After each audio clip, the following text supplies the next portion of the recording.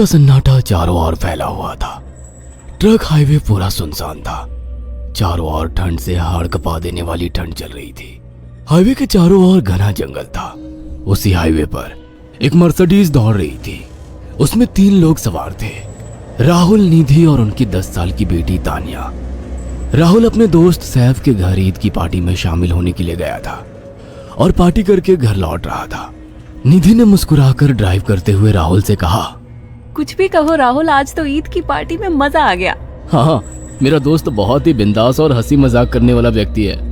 मैंने देखा उसके घर पर शहर की एक से एक बड़ी हस्ती थी, मगर फिर भी वो उन सबको इग्नोर करके हमें इम्पोर्टेंस दे रहा था। हाँ, देगा क्यों नहीं, आखिर मेरा दोस्त जो है। सच में राहुल, अमेरिका से इंडिया लौटकर बहुत अच्छा फील हो रहा है। वैसे तुम्हारा दोस्त सचिन अभी तक नहीं आया अमेरिका से? निधि की बात सुनकर राहुल चौंक कर बोला, ओह शिट यार, उसका फोन आया था कि वो इंडिया आ रहा है। उसने बोला था कि मुझे एयरपोर्ट पर पिक कर ले। निधि बहुत नाराज होगा वो। कोई बात नहीं, उससे बोल देना कि तुम्हें बिल्कुल याद नहीं रहा और फिर तुम्हें सैफ की इनवाइट की हुई ईद पार्टी में भी तो शामिल होना था। निधि ने इतना बोला ही था कि उसकी बेटी तानिया ने अपनी माँ की ओर देखकर कहा, मुझे भूख लगी है माँ, और प्यास भी। तानिया की बात पर निधि ने बुरा सा मुंह बनाकर उसकी ओर देखकर कहा, पार्टी में तो इतना खाया था तुमने, फिर भी भूख लगी है। निधि की बात पर तानिया ने मासूम सा चेहरा बनाकर कहा, कोई बात नहीं मम्मी, मुझे पानी ही पिला दीजिए। कितनी बार बोला है मुझे मम्मी मत बोला करो। पानी अभी नहीं है, आगे जाकर कोई शॉप पड़ेगी तो बोतल खरीद के दे दूंगी। निधि की बात पर राहुल ने मुस्कुराकर कहा, छोटी बच्ची है निधि, इतना नाराज होना सही नहीं है। राहुल ने इतना कहा ही था कि अचानक एक काली परछाई राहुल की कार के सामने आकर खड़ी हो गई। राहुल के पैर अचानक ब्रेक पर पड़ गए। गाड़ी तेज रफ्तार में थी। ब्रेक अचानक लगने से पलटते पलटते बाल बाल बची थी।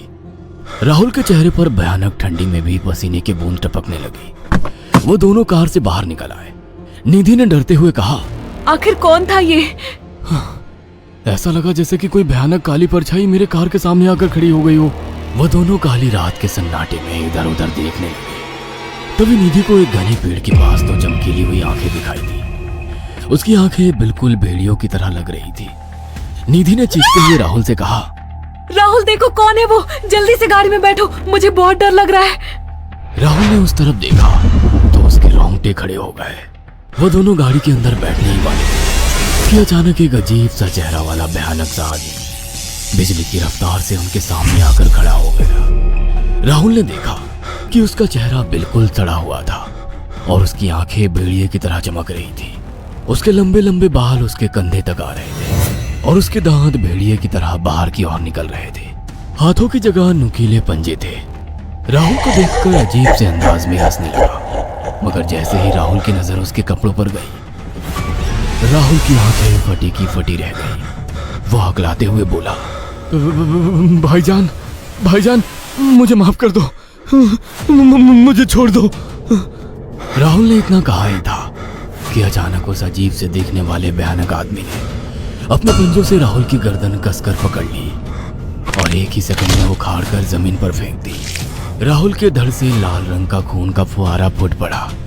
इस भयानक मंजर को देखकर निधि के गले से एक जोरदार चीख निकल गई। निधि इससे पहले भागती कि अचानक उस भयानक दिखने वाले आदमी ने निधि को पकड़ लिया और अपने नुकीले पंजे उसके पेट में गड़ा दिए और उसकी अतड़ियां बाहर निकाल दी। निधि के एक दिल दहला देने वाली चीख सन्नाटे को चीर गई। अचानक हवा का एक बवंडर उठा और वो भयानक सा दिखने वाला व्यक्ति देखते ही देखते बवंडर के साथ गायब हो गया। तानिया ने डरते डरते निधि के मोबाइल से पुलिस और सैफ को बुला लिया और कुछ ही देर में वहां चारों ओर पुलिस की गाड़ियां थी। पुलिस ने राहुल के दोनों दोस्त सैफ और सचिन को वहीं बुला लिया। इंस्पेक्टर अर्जुन ने दोनों से कहा, मैंने ऐसी हत्याएं अपने करियर में कभी पहले नहीं देखी। ये काम तो ना किसी जानवर का लगता है, ना ही किसी इंसान का। सचिन कपकपाती हुई आवाज में बोला, आप कहना क्या चाहते हैं? कुछ कह नहीं सकता। जिस किसी ने भी इन दोनों को मारा है उससे एक बात तो साबित होती है कि वो इन दोनों से हद से ज्यादा नफरत करता था। अब सारी सच्चाई तो ये बच्ची ही बता सकती है। इतना बोलकर इंस्पेक्टर अर्जुन तानिया के पास चला गया, जो बेहद डरी हुई थी। तानिया ने आंखों देखी सारी घटना इंस्पेक्टर अर्जुन को बता दी। तानिया की बात सुनकर इंस्पेक्टर अर्जुन कंफ्यूज चेहरा लेकर मोबाइल पर किसी से बात करने लगे। सचिन इंस्पेक्टर के पास आ गया और सैफ भी डरता हुआ इंस्पेक्टर अर्जुन के पास आकर बोला, क्या हुआ इंस्पेक्टर? तानिया ने क्या बताया? उसने जो बताया वो काबिल यकीन नहीं है। उसकी बात पर किसी भी तरह से यकीन नहीं किया जा सकता। फिर भी कुछ तो बताया इंस्पेक्टर। हाँ, उस बच्ची के मुताबिक एक भूत ने निधि और राहुल को बड़ी बेदर्दी से मारा है। इंस्पेक्टर की बात सुनकर दोनों बुरी तरह से चौंक गए। क्या मतलब है इस बात का? बच्ची बेहद डरी हुई है। हम आगे की तफ्तीश जारी रखेंगे। निधि और राहुल तो चले गए, अब तानिया को मैं रख लूंगा। नहीं नहीं, राहुल मेरा अच्छा दोस्त था। तानिया अब मेरे साथ रहेगी। देखिए, बच्ची के माँ बाप अब इस दुनिया में नहीं है और आप दोनों भी शादीशुदा है।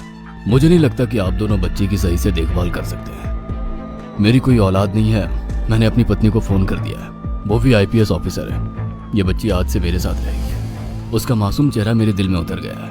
अब तुम दोनों जा सकते हो। पूछताछ के लिए मैं जब भी तुम्हें बुलाऊं तुम दोनों आ जाना। इंस्पेक्टर ने ये बात बोली ही थी कि अचानक वहां पर मौसम बदल गया। चारों ओर काली घटाएं छा गई और एक भयानक बवंडर उठा और देखते ही देखते सब पुलिस वालों के सामने वो भयानक चेहरे वाला आकार सबके सामने खड़ा हो गया। उसको देखकर सबके रोंगटे खड़े हो गए। देखते ही देखते उसने अपने भयानक पंजे सैफ की आंखों में डालकर उसकी आंखें निकाल ली। सैफ ने चीखते हुए वहीं दम तोड़ दिया। उस भयानक आदमी को देखकर सचिन उसके पैरों पर गिर गया। तुम तो भाईजान से कपड़े पहने हो। मैं समझ गया, तुम भाईजान हो।